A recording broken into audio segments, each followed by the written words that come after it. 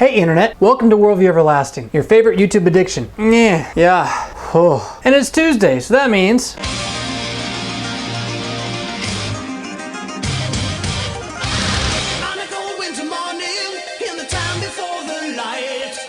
Yar! Here we go, Matthew 14 verses 22 to 33, coming right out of our text last week in which Jesus fed 5,000 men plus the women and children with just 5 loaves of bread. Today's text continues on Matthew's gospel, moving towards the opposition Jesus is going to increasingly face. But before he faces opposition from men, and just as he has done once already post John the Baptist in the desert, now once again post John the Baptist coming from the desert, the wilderness, the eremos, he will face the God of this world, the prince of demons, Beelzebub, Satan, or as he's called in today's text, the wind. Me? Yeah, not exactly. I mean, don't get too technical with this on here, but at the same time, yeah, kind of exactly. But we'll see as we go, won't we then? Yar. So after Jesus feeds these 5,000 plus, immediately, eutheos, immediately, gonna show up 3 times as a kind of marker going through this little pericope. Immediately made his disciples get into the boat. Never thought I'd be on the floor.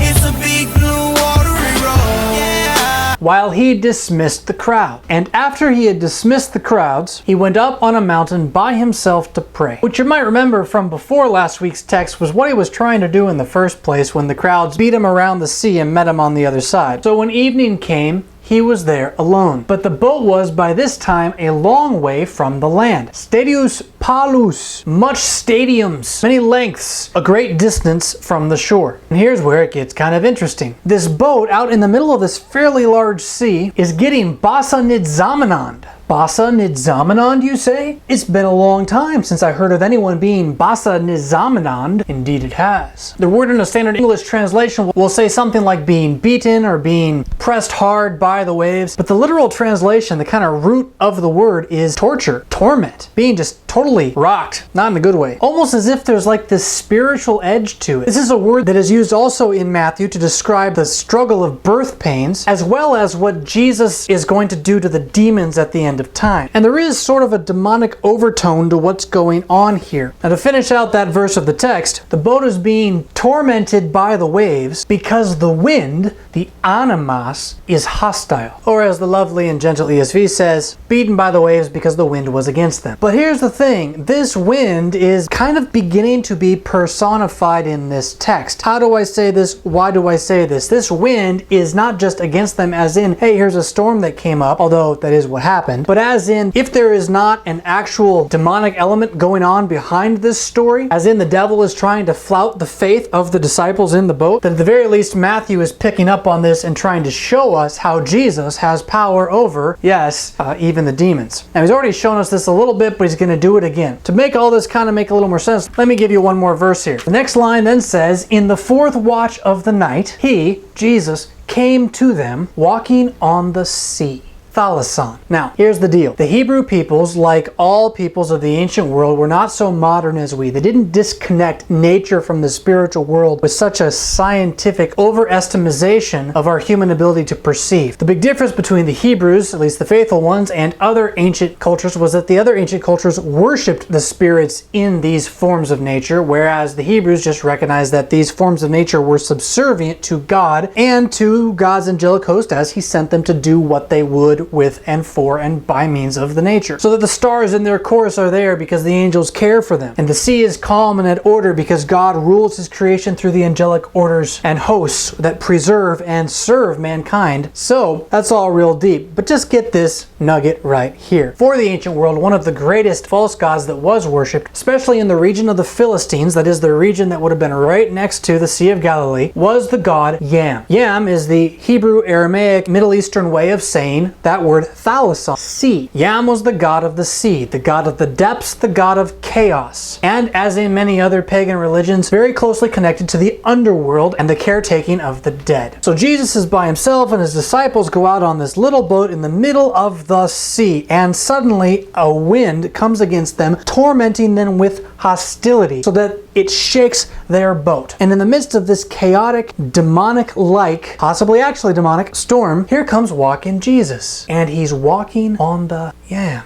He treads upon the false god. He even calls to mind the words of Psalm 107. Some went down to the sea in ships. They saw the deeds of the Lord. For he commanded and raised the stormy wind, which lifted up the waves of the sea. They mounted up to heaven. They went down to the depths. Their courage melted away in their evil plight. They reeled and staggered like drunken men and were at their wits' end. Then they cried to the Lord in their trouble, and he delivered them from their distress. He made the storm to be still, and the waves of the sea were hushed. Then they were glad that the waters were quiet, and he brought them to their desired haven. You see a little more of this in Revelation when John sees the throne room of God, and God's throne is set down upon and around a glassy, a perfectly still, perfectly harmonious sea. A sea in which there is no dead, a sea in which there is no torment, a sea in which the true God reigns over chaos and subdues it. Yo. So the disciples are in a boat, and there's a crazy storm in the middle of the night, and then there's Jesus walking on the water. Oh wait, walking on the water? How can a man walk on the water? Well, the easy answer is because he's the Son of God, and we'll be getting to that in just a moment. But here's the thing, and this text is going to really bring this to light. Can Jesus' body do more than a normal human body can do? More than this, can Jesus' body, by being able to do more than a normal human body can do, also enable other human bodies to do more than a normal human body can do? And if you're a Christian and you want to answer no to that, like those of you who might say that he can't be in the Lord's Supper, then how on earth do you expect him to raise you from the dead? Yeah? This is a great example here, not only of the fact that Jesus, by the power of the incarnation, adopting what great classic theologians called the genus maestaticum, the place of majesty, by which taking humanity into the Godhood, Jesus, by virtue of his single person and two natures, flushes humanity, not with a new nature, but with the powers and benefits of being united to the divine nature as the one Christ. And so, as God and man in one person, he comes walking on that very water, and as we will see, what Jesus does for himself as man, he's quite capable of doing for you as man through faith.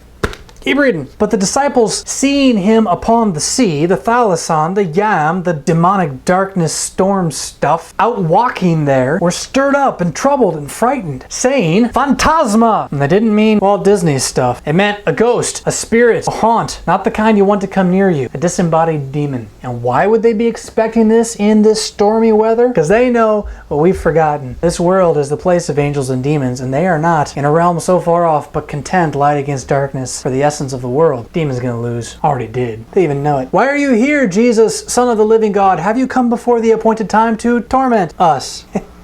They just don't want you to know it. Phantasma! It is, they screamed, crying out in fear. Ah, fear. It is the mind killer. And eutheos. Immediately, Jesus spoke to them, saying, be courageous. And if you got a really lame translation, it'll be something like cheer up or be happy or, take heart.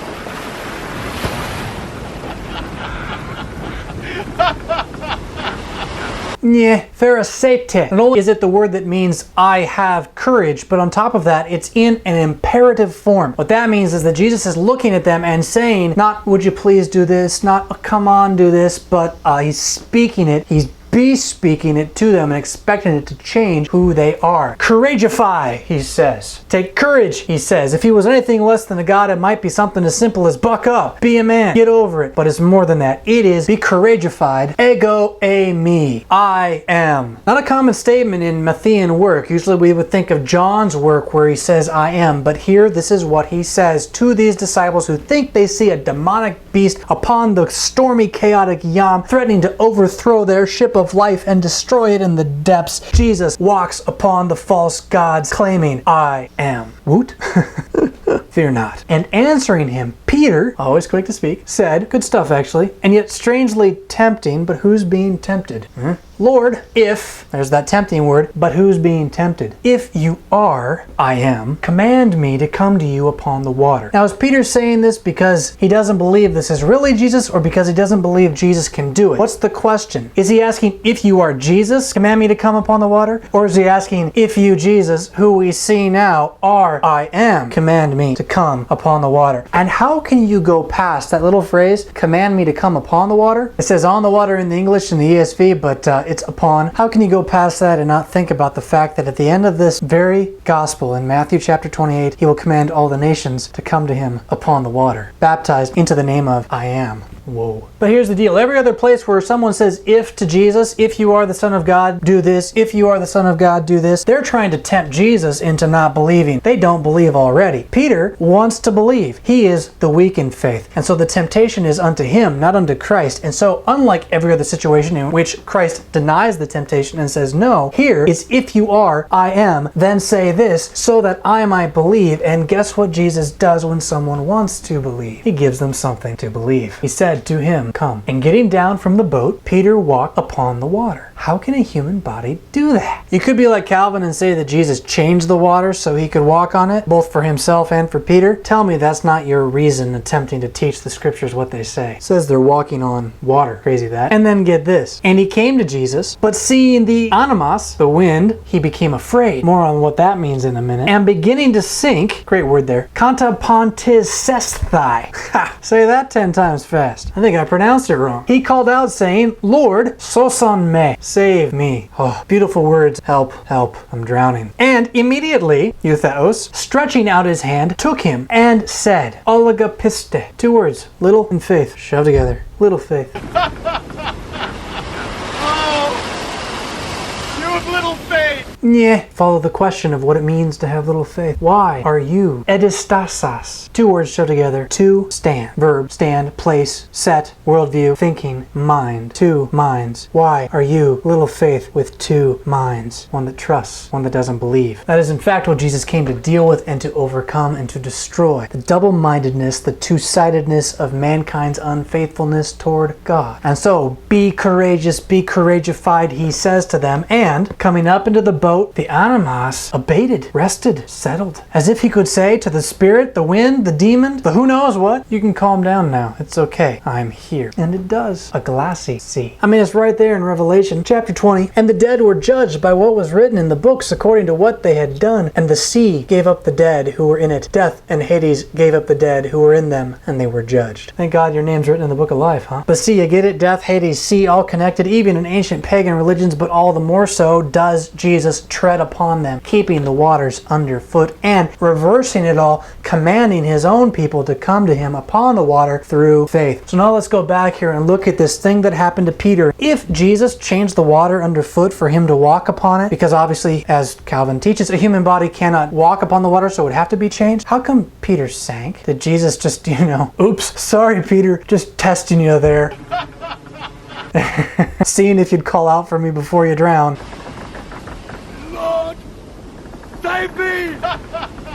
I mean, how far do you need to push it? How much more is it that Jesus does what people can't do? Because he is who we aren't by ourselves, and yet grafted into him through faith. I can run against a troop. And by my God, I can leap over a wall. And this God, his way is perfect. The word of the Lord proves true, as the appointed psalm for the week says. So the amazing thing is that through faith, Peter's actually united to the miraculous supernature of Christ, who, when he gives a promise of command, always makes it to do what he says it is and does. Do you have a command to walk on the water? No. Do you have a command to be able to leap over a wall? No. Do you have a command to come to God upon the waters?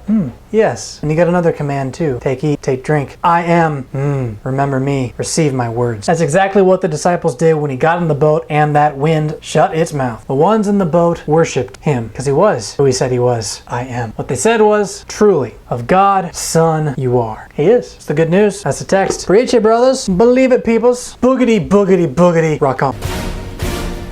Boogity, boogity.